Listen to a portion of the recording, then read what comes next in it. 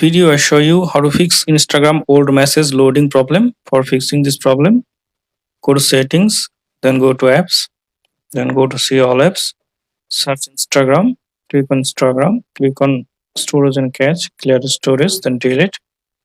Now go to Play Store, now search for Instagram, click on Instagram, up to date your Instagram app if available any update version, then open Instagram.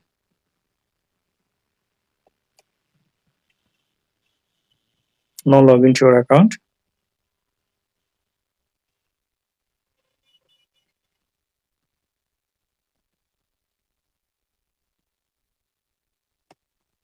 Now click on message icon.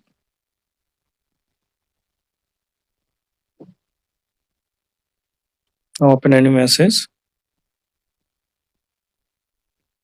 Now I hope that this method fix Instagram old message not loading problem. Thanks for watching. Don't forget to subscribe.